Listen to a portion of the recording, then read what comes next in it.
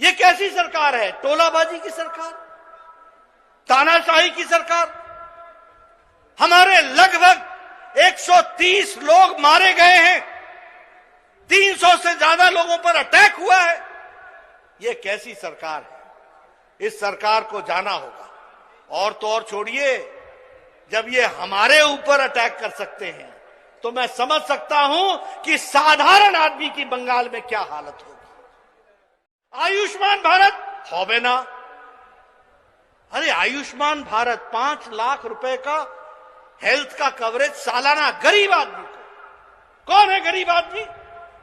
Rickshaw वाला, ठेला वाला, फेड़ी वाला, रेड़ी वाला, ये गरीब आदमी। इनके बारे में चिंता करने की बात थी। इस चिंता को जब देखने की बारी आई, प्रधानमंत्री मोदी जी ने 50 करोड़ लोगों को आयुष्मान भारत की सुविधा देने का प्रयास किया। यहां भी 80 लाख और 1 करोड़ से ज्यादा लोगों को यह लाभ मिलता, लेकिन ममता जी ने नहीं है, ये आयुष्मान भारत नहीं दिया। मैं जानना चाहूंगा, परिवर्तन यात्रा में हमारे एक एक नेता बंगाल की जनता को बताएं, उनके स्वास्थ्य की चिंता मोदी जी ने की थी। ममता बीच में अड़ंगा बनकर के खड़ी रही।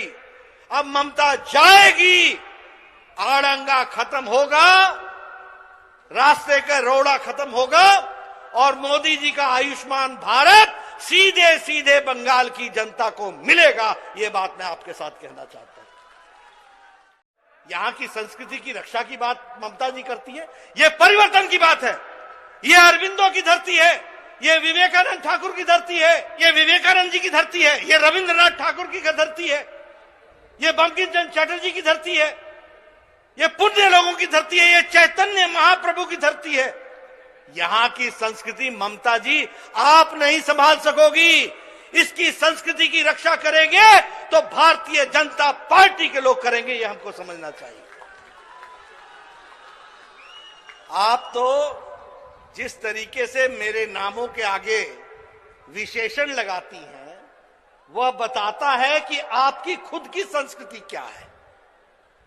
वो बताता है कि आपने बंगाल की संस्कृति का निरादर किया है।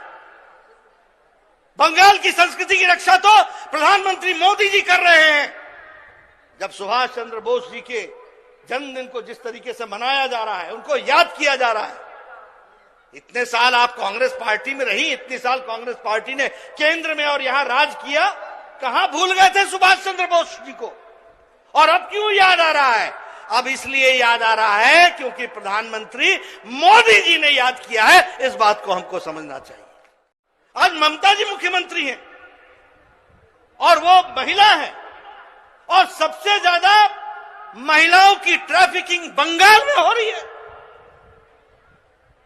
नेशनल क्राइम रिकॉर्ड ब्यूरो इसके एनसीआरबी का रिकॉर्ड नहीं दे रही है। अगर रेप केसेस देखें, बलात्कार के केसेस देखें तो सबसे ज्यादा बंगाल में।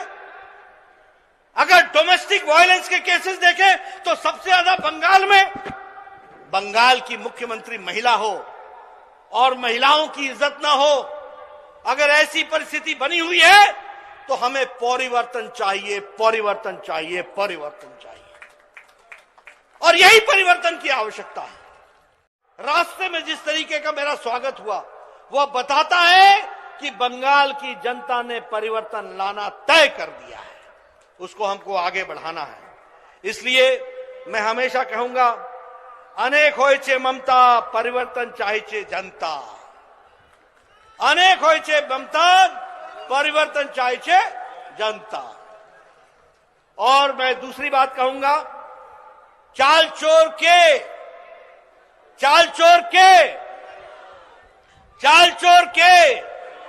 तिरपाल चोर के, राशन चोर के, गोरू चोर के, देखिए मैंने नहीं कहा, लेकिन जनता ने कहा। यह जनता की आवाज है। इनको बताना पड़ेगा कि ये जिस तरीके की राजनीति कर रहे हैं, इनको बंगाल की जनता ने नमस्ते कह दिया है। परिवर्तन आएगा। आप सब लोगों के सहयोग से हम इस परिवर्तन को लेकर के चलेंगे।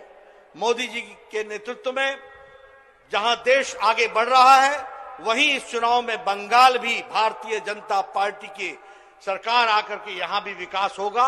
और जो मोदी जी की स्कीम्स हैं, जिनको यहां रुकावट बनी है, वो रुकावट हटेगी, विकास होगा, सुशासन आएगा, भ्रष्टाचार जाएगा, सबका साथ, सबका विकास और सबका विश्वास मिलेगा। इस बात को हमको ध्यान में रखना चाहिए।